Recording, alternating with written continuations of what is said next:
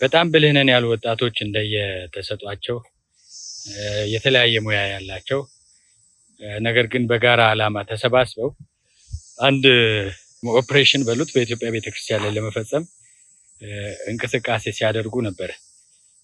ለዚህ እንቅስቃሴ የመዝሙር የዜማ የሚሰሩ እንደገና ስብከት የሚሰብኩ የህትመትና ስርጭት ላይ የሚሰሩ በቤተ ክህነቱ መዋቅር ውስጥ በቤተ መንግስቱ መዋቅር ውስጥ ወዘተ የሚራዷቸው ሰዎችም ነበሯቸው እና ለነዚህ ደግሞ ድጋፍ የሚያደርግ የባለሀብት ክንፍ አለ እና ከነዛ ባለሀብቶች አንዱ እንደዚሁ ወጣት ነው። ፋብሪካዎች አሉት።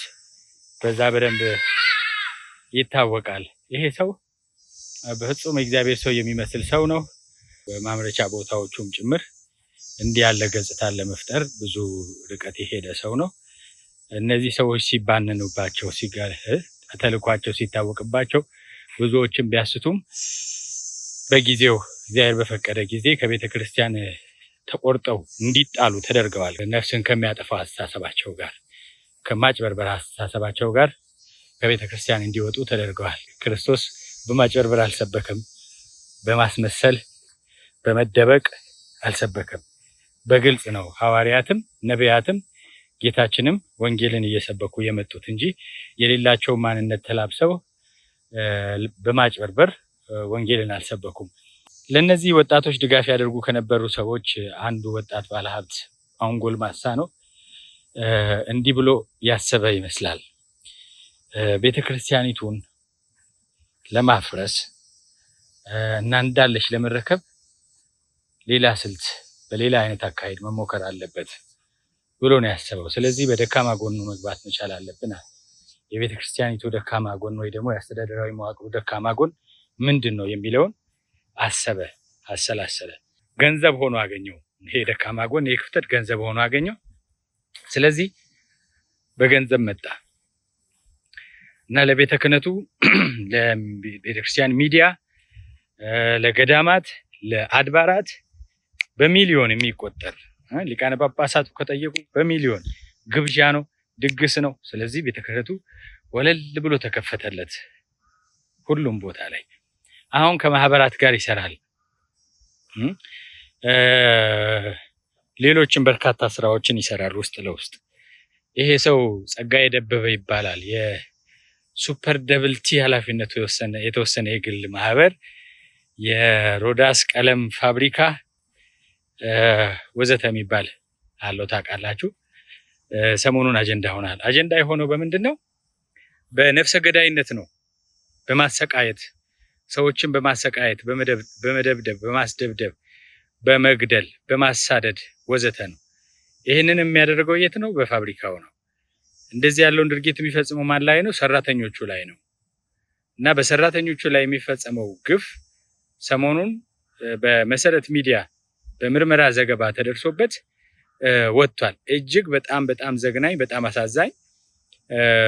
እንኳን እንግዲህ እንደ ቅዱስ እኮ ነው የሚታየው።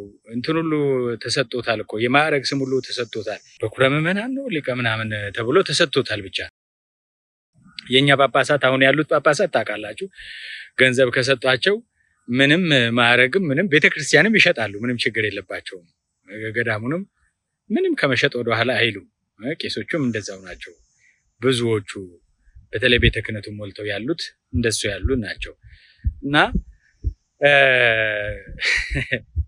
እንግዲህ ይህን የሚያደርግ ሰው እንኳን ሃይማኖት ያለው እንኳን ፈሪሃ እግዚአብሔር ያለው እንኳን እንደዚህ በማዕረግ የሚጠራ ገዳማት የሚያሳንጽ አብያተ ክርስቲያናት የሚያሰራ በቃ በቤተ ክርስቲያን ስም የበጎ አድራጎት ስራ የሚሰራ ካህናቱን ጳጳሳቱን እየደገሰ የሚያበላ ለፓትርያርክ መስቀል የሚሸልም እንዲህ ያለ ሰው አይመስልም።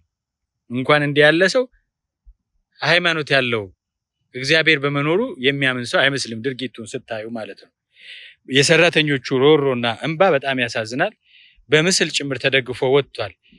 ከመደብደቡ የተነሳ ፓራላይዝድ የሆነ ሰራተኛ አከርካሪውን ሰብረውት መንቀሳቀስ የማይችል ማለት ነው በሙሉ በሙሉ። ይህን እንደዚህ ያሉ ግፎችን በሰው ላይ የሚፈጽም ማለት ነው። ሰራተኛ ልልቀቅ ቢል በሰላም መልቀቅ የለም። የደሞዛቸው ጉዳይ ሮሮ ነው።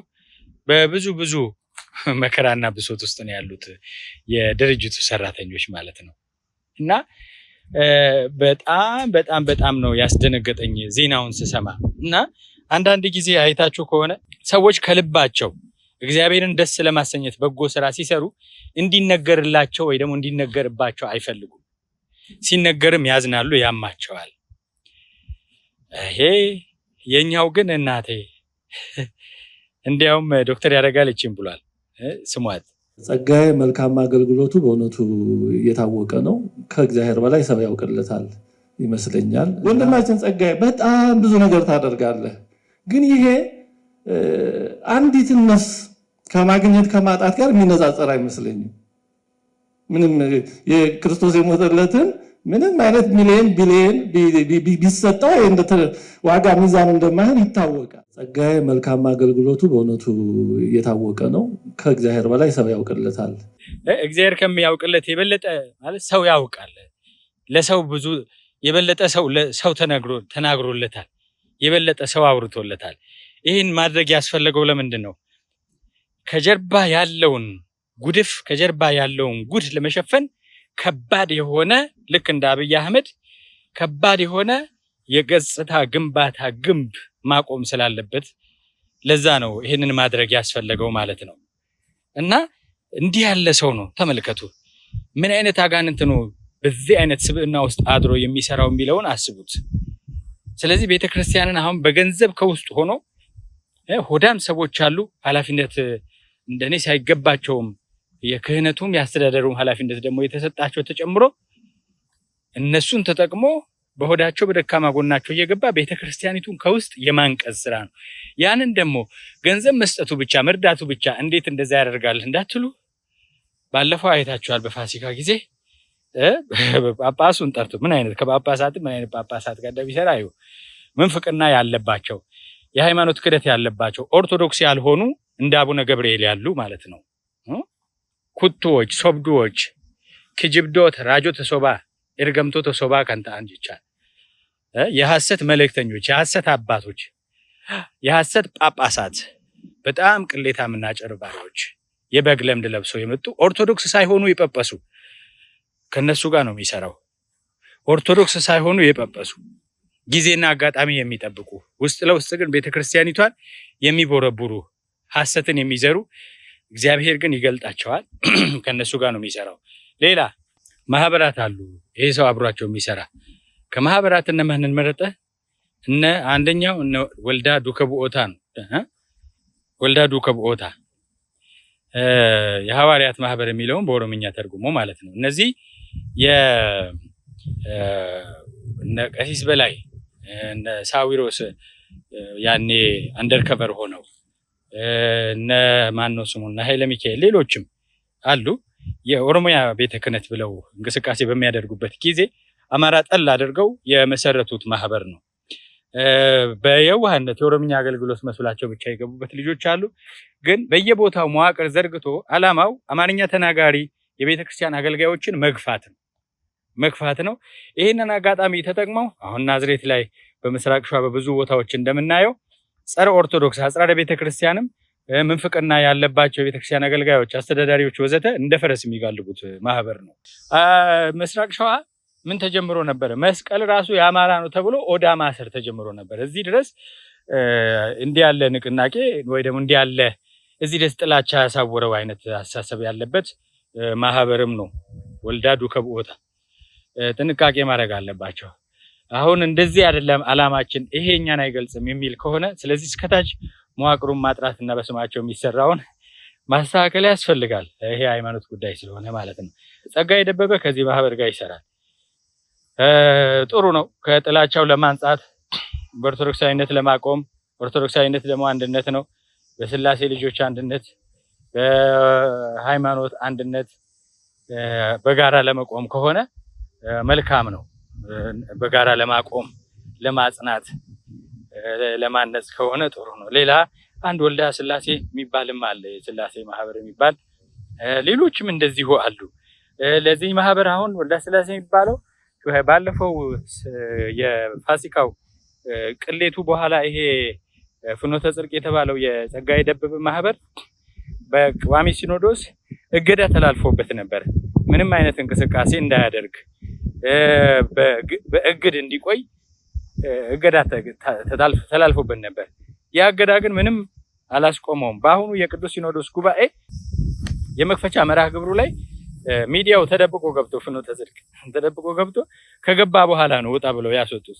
ለምን እግዱ አይሰራም፣ ከጀርባ ይሰራል፣ ሄዱና ቅረጹ ብሏቸዋል ማለት ነው። ከመጣ በኋላ ኧረ ሰው ምን ይለናል ብለው እንግዲህ አስወጧቸው ማለት ነው። በሲኖዶስ ላይ ቀርቦ እንግዲህ ውግዘት ይተላልፋሉ ተብሎ ነበረ። ግን አሁን የትኛው የሲኖዶስ አባል ነው ሚሊዮን ብሮችን ጨክኖ የሚያወግዘው? ፓትርያርኩ መስቀል የሸለማቸውን ደግሶ ያበላቸውን እንዴት አድርጎ ያወግዙታል? ወይስ እነ ሳዊሮስ ናቸው? እነ አባ ገብርኤል ናቸው? ማን ነው ሚሊዮን ብሮችን ጨክኖ የሚያወግዘው? ጸጋዬ ደበበ አሁን በቃ ስለ ውግዘት ስለምናምን ሲወራ ያሳያቸዋል። ኦኬ ካልፈለጋችሁ እሱ ኦኬ ነው የሚላቸው ይመስለኛል። እነሱ ደግሞ በቃ ይሄ ነገር በውስጥ እንጨርሰው አሉ አባ ዲዮስቆሮስ ሁለተኛ እንዳይለመድ ምናምን ተብሎ በማስጠንቀቂያ እንዲታለፍ ተብሎ የምክር ሀሳብ የሚያቀርብ ኮሚቴ ብለው አቋቋሙ አሉ። ኦልሬዲ የኮሚቴው ሀሳብና ስራ ሁሉ አስቀድሞ ተጠናቆ ማለት ነው። ያም ቀድሞ መረጃው ሲወጣባቸው ኮሚቴው ያንን ምክር ሀሳብ እሳቸው የፈለጉትን ምክር ሀሳብ አመጣ። እሳቸው የፈለጉትን ምክር ሀሳብ ካመጣ በኋላ ኮሚቴው መረጃው ቀድሞ ሲወጣባቸው ምን ያደረጉ? ተውት፣ ያዛረጉት ለጊዜው ማለት ነው። እስካሁን በዛ አይነት ሁኔታ ነው ያለው። ውስጥ ለውስጥ ግን ስራውን ይሰራል። ከዚህ ወልደ ስላሴ ከሚባለው ጋር ባሳለፍነው ክረምት የአሰልጣኞች ስልጠና ተብሎ ስልጠና ሲሰጥ ነበር። የምን አሰልጣኝ? የስብከተ ወንጌል ማለት የመምህራን ስልጠና ማለት ልክ የተተኪ መምህራን ስልጠና እንደምንለው እነዚህ በየዩኒቨርሲቲው ሄደው ከየዩኒቨርሲቲው ነው የተወጣጡት። ከየዩኒቨርሲቲው ግቢ ጉባኤያት በየዩኒቨርሲቲው እንደምታውቁት የኦሮምኛ ግቢ ጉባኤ ተብሎ ለብቻው ተገንጥሎ እንዲወጣ እየተደረገ ነው። በፊትም የኦሮምኛ ግቢ ጉባኤ ነበረ በማህበሩ በአንድ ማህቀፍ ኦሮምኛም ሄደን የምንማር አማርኛውም ላይ ሄደን የምንማር ልጆች ነበርን። ምንም ልዩነት ሳይኖርብን ማለት ነው። ማለት የቋንቋ ጉዳይና የቋንቋ አገልግሎት ጉዳይ እንጂ ሌላ ገደብ፣ ሌላ ግንብ፣ ሌላ አጥር መሀላችን ስላልነበረና ስለሌለ ማለት ነው። አሁን ግን ጉዳዩ ልዩነቱ ከቋንቋ ከፍ ያለ ተደርጎ በአደረጃጀትም በመዋቅርም ልክ የተለያየ አይነት እምነት እንደሚያራምድ ሰው እንድንሆን እየተደረገ ነው ያለው። ጸጋዬ ደበበ እዚህ ውስጥ እጁን ከቶ ይህ አሰልጣኞች ስልጠና ነው የሚሰጠው። ምን አይነት ስልጠና ነው የተሰጠው? ይዘቱ ምን ይሆን የሚለው በጣም ያሰጋኛል፣ በጣም ያሳስበኛል። ከነበጋሻው ጋር ጀምሮት የነበረውን በነበጋሻው በኩል የከሸፈበትን ፕሮጀክት በዚህ በኦሮሚያ ውስጥ በኦሮሞ ፖለቲካ ውስጥ በመግባት የኦሮሞ ፖለቲካ ቤተክርስቲያን ውስጥ እየወለደው ያለውን አስተሳሰብና አደረጃጀት ተጠቅሞ ያንን የታድሶ የምንፍቅና የሐራ ጥቃ የከፍሎ አማኝነት የአጭበርባሪነት የመንታ ልብነት አስተሳሰብና አስተምሮን ለማስረጽ እየሰራ እንዳይሆን በጣም በጣም ያሰጋል። በጣም እና ይሄ ክሪቲካሊ መታየት ያለበት ይመስለኛል። እንዲህ ያለ ሰው ነው ይሄ ሰው እንግዲህ በፋብሪካው ደግሞ ሰራተኞችን እንደዚህ አድርጎ የሚያሰቃይ ሰው ነው። እዛ ውስጥ ይሄንን ጉድ ለመሸፈን ደግሞ ድንኳን ተተክሎ ምንድነው የሆነ አዳራሽ ተሰርቶ በጣም በስዕል አድኖ ያሸበረቀ በመብራት የተብለጨለጨ በቴክኖሎጂ በዲኮር ምናምን ያበደ ተደርጎ መዝሙር የሆነ ነገር ምናምን ይቀርብበታል፣ ስብከት ይደረግበታል። እሱም ደግሞ የእግዚአብሔር ሰው ምናምን እንደዛ ሆኖ ይቀርባል። እዛስ የሰራተኛ አጥንት ያሰብራል፣ የሰራተኛ ወገብ ያሰብራል እያስቀጠቀጠ፣ ደም ያፈሳል እያስቀጠቀጠ። የሞቱ ሰዎች አሉ። መረጃው ገና በደንብ እየወጣ ነው ያለው። እንዲህ ያሉ ግፈኞች፣ ይሄ ማለት በትክክል የአብይ አህመድ አካሄድ ነው። በነገራችን ላይ እዛ ጦርነት ያደርጋል፣ እናቶችን ነፍሰ ጡሮችን በድሮን እየደበደበ ይገላል። ምጥ ላይ ያሉ በአንድ ቀን የሞቱት ታስታውሳላችሁ? ጎጃም ውስጥ በአንድ ቀን የጤና ጣቢያ ደብድቦ ለምጥ ለመውለድ የገቡ 7 እናቶች እያማጡ በድሮን ተመተው ሞቱ። ይሄ ህሊና ላለው ሰው እኮ ይሄ መኖርን ያስጠላል። እዚጋ ደግሞ መናፈሻ ይሰራና ከተማችንን እያሳመርን ነው፣ ህፃናት ሰብስቦ ያው ለአቅመ ደካሞች እንዲሆን ቤት ሰርቶ ይሰጣልና፣ እዛ ጋ ግን ይገላል። እዛ ጋ ለሚደረገው ጭፍጨፋ፣ እዛ ጋ ለሚደረገው የዘር ማጥፋት ድርጊት እዚህ ጋር ከባድ የሆነ የገጽታ ግንባታ ያስፈልገዋል። አለበለዚያ ኪሳራው ከባድ ነው፣ የሚያመጣው መዘዝ ከባድ ነው ማለት ነው። እና እንዲህ ያሉ ጉዶች ያሉባቸው ሰዎች እንደዚህ ያለ የገጽታ ሽፋን ወይ ደግሞ መሸፈኛ ይጠቀማሉ ማለት ነው።